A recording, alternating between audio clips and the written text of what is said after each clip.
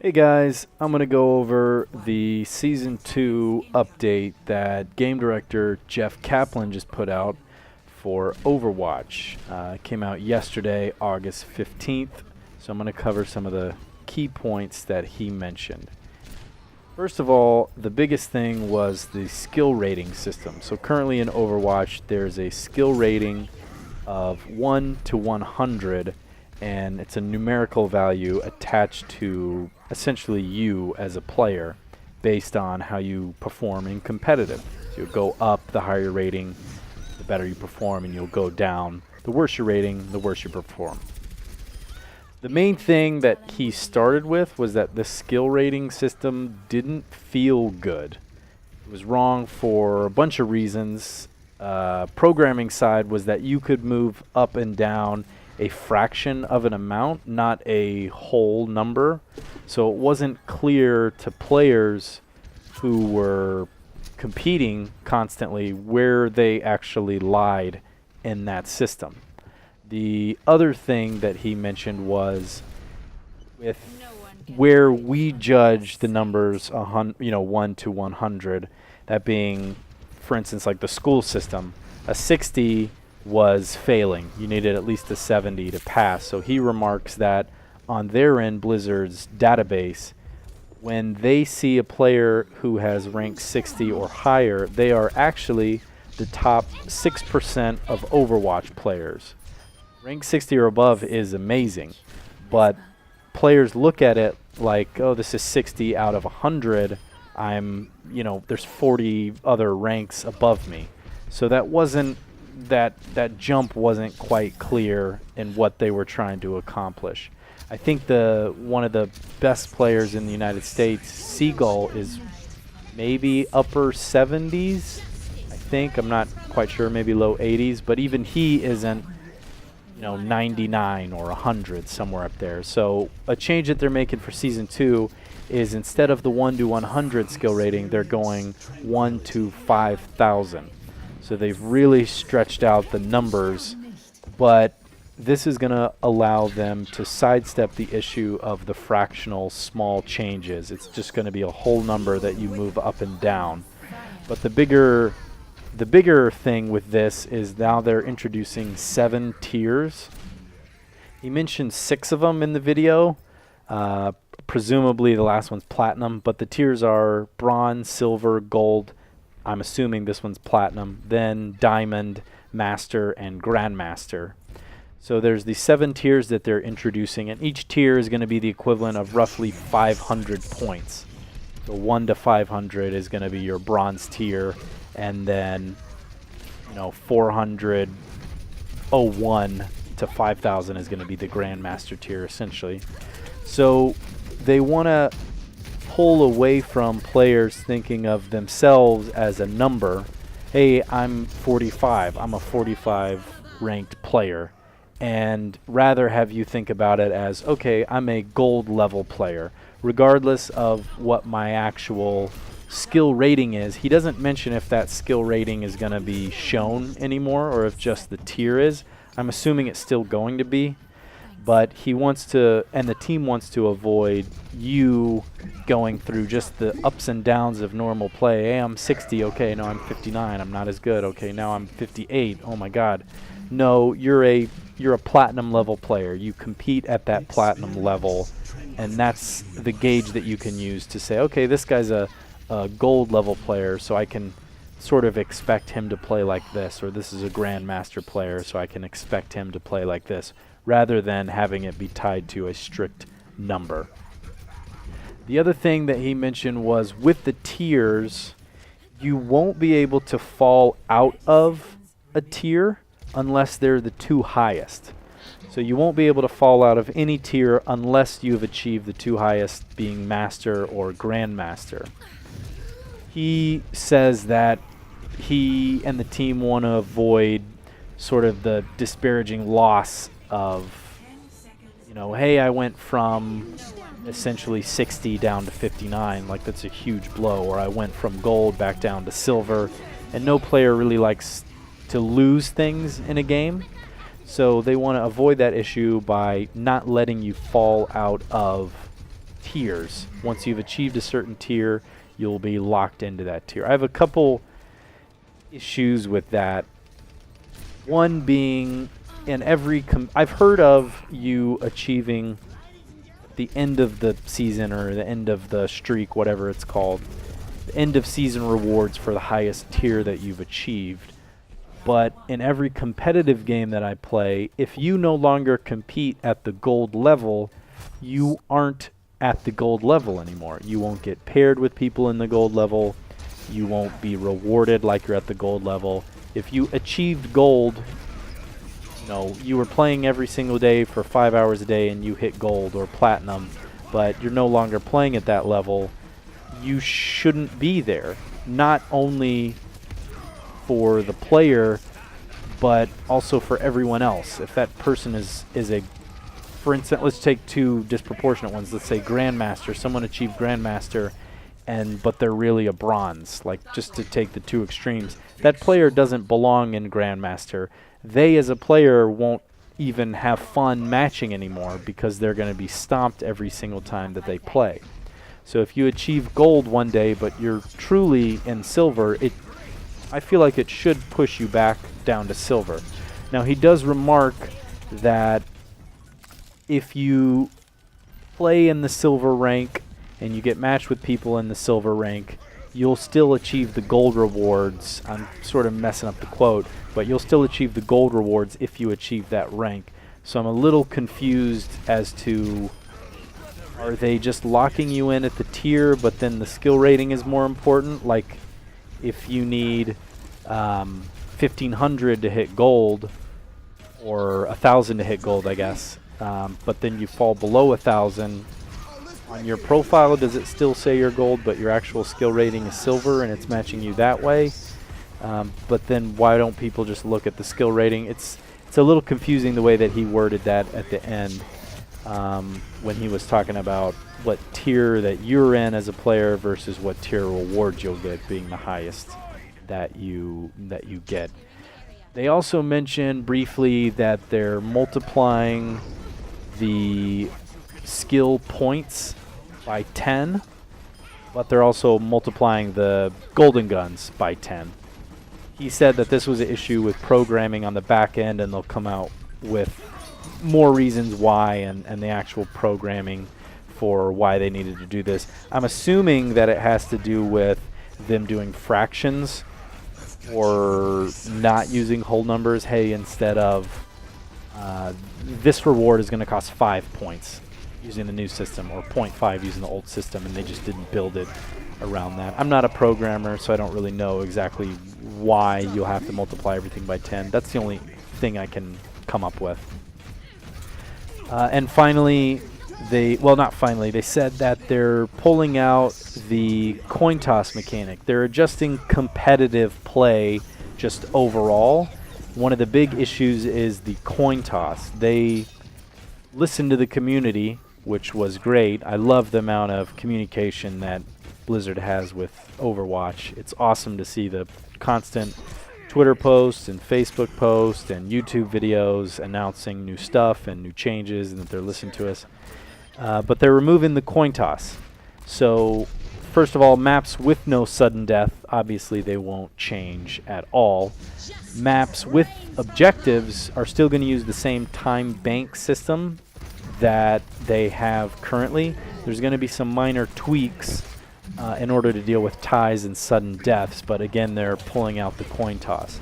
So one of the tweaks that they're doing is when a team captures the initial point A on the very first round of the set, they'll get a bonus 30 seconds. His reasoning was, we wanted to avoid a game state where attacking team had rallied and they managed to capture point A, but legitimately didn't even have enough time to hit point B. Not even to set up proper positioning and skirmish to gain ground to get there. They couldn't even walk far enough to get to point B, for instance. So that's going to help offset some weird game states where you could capture point A in sort of overtime, and then the game would just end before you could get to capture point B. Yeah, it does help avoid a weird, awkward game state, but at the same time, if the defending team has stalled you, or pushed you back for 4 minutes and 59 seconds, why should you be rewarded for capturing this point? Like if the map limit is 5 minutes, it is what it is. You didn't capture both of them in 5 minutes. You know, it's done. Up top, Reaper again. My opinion, I don't have a strong opinion either way. I could see the arguments for both sides, but that's a quick counterpoint I came up with. The other thing is, instead of providing you 2 minutes per objective, they're reducing that to a minute. Jeff remarked that he's looking at capture times that we've posted in the general play as well as competitive play, and they're sort of tweaking their numbers based on those capture times. So rather than getting 2 minutes per objective, they're shortening it down to a minute, as there was too much fluff that was sort of unnecessary. He also remarked with the time changes that the bonus time needs to be fair. So if a certain team gets the extra bonus 30 seconds, then the opposite team will get 30 seconds when they get a chance at bat. If they're basing this system on time, then the time provided to each of the teams needs to be equal. Again, this leads to some awkward situations, in my opinion, of, well, a team captured point A at 4 minutes 59, but they already had the extra 30 seconds from the other team. So again, you just fall right into the same state of overtime, and then the game ends before the next thing, before they can get to the next point. Do you provide them with another 30 seconds, and then that 30 seconds just keeps getting pushed back and forth? Hopefully they'll clarify that in an upcoming patch, but again, just a quick observation that I had about that. So with the time difference, the hybrid maps, meaning the maps that have a capture point and then a payload, or the strict payload maps, probably will still avoid ties completely because of the time bank system, and because just it's hard to have a match where neither team captures 1 point or neither team makes it to one objective.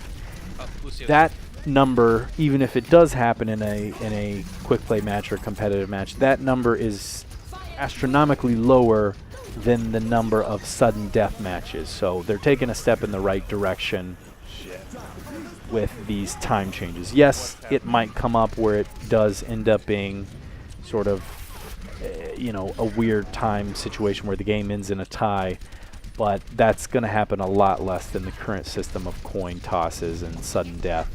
And they also remarked that if there is a tie, they're going to provide both teams some amount of points.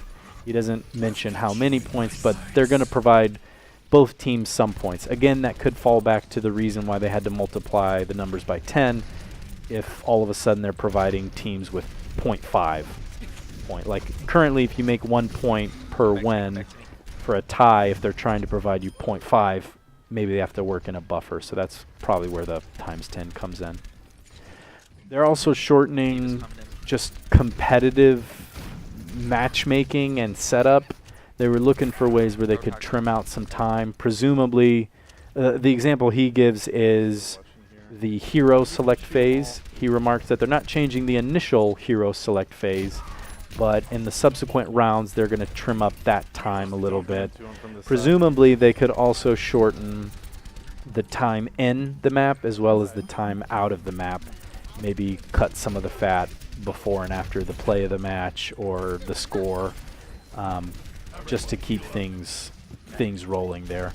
And again, the sudden death mechanic with the time thing, that could lead to longer games if all of a sudden you're pushing 30 seconds forward.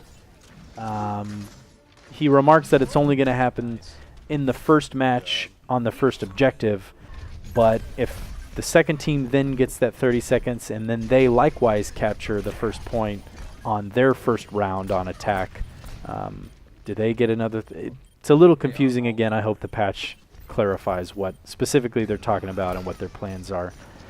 Then a couple final points were with player groups. They're wanting to find a way to avoid letting a higher ranked player play with a lower ranked player of disproportionate ranks, because currently you have an issue where let's say a rank 60 player is playing with a rank 30 player.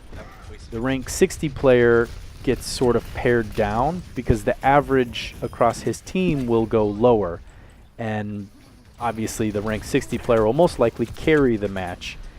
The rank 60 player will still get the same amount of competitive points and points forward, but they're trying to avoid that. They don't want to let a skill 70 player or a skill 60 player get paired with people that they shouldn't be paired with appropriately. That messes with their ranking system, that messes with their reward system. But on the other hand, it does throw off them just matchmaking. If my friends are much better than me or much worse than me, but I still want to play with them, am I then therefore forced to just play quick play with them? I'm not allowed to play with them in ranked because of this skill difference. So the number that he threw out was plus or minus 500 of your rank, so essentially one tier. Golds won't be able to play with silvers, won't be able to play with platinums, essentially somewhere around there. But again, they mentioned that they'll definitely change that number based on the PTR and based on player feedback of, no, this doesn't need to be that aggressive. Like, we can tweak things on this end. And then skill rating decay. Master and Grandmaster, as well as Diamond, the top 3 ranks, are going to be subject to a skill decay. If you don't play for 7 days at those top 3 slots, you'll lose 50 points. The goal being that in every other rank, except for Master and Grandmaster, they won't bump you out of that rank. Again, once you achieve gold, you're locked in at gold. But at the upper echelons, they want to make sure that you're invested in the system. You didn't just have a great run early on in the season when not that many people were playing and you locked in your diamond rank and then you can kind of just never play again. No, they want to make sure that people in Diamond, people in Grandmaster, people in Master are playing aggressively, are working, are striving to get better, are wanting to get better, and they compete a lot. So with that being said, they also mentioned that there's a special place, a special reward for the top 500 players. I'm assuming that's analogous to the Grandmaster rating. Grandmaster might just be tied to the best 500 people in Overwatch. And briefly, he just mentioned that you will at least need to have played 50 matches in order to even qualify for being one of the top 500 people. Again, you can't just have a great qualifying set, placement matches, and just lock in a slot at the top 500 and never visit it again. No, you need to play and continue to play in order to slot in there. But again, that was Jeff Kaplan, the game director's sort of patch notes for Season 2 that he posted yesterday, August 15th. So today's the 16th. I just provided a brief recap of it. But look for more info and more updates as they continue to post patches. I will continue to cover them. Thanks, guys, and I'll see you in the next episode. Bye.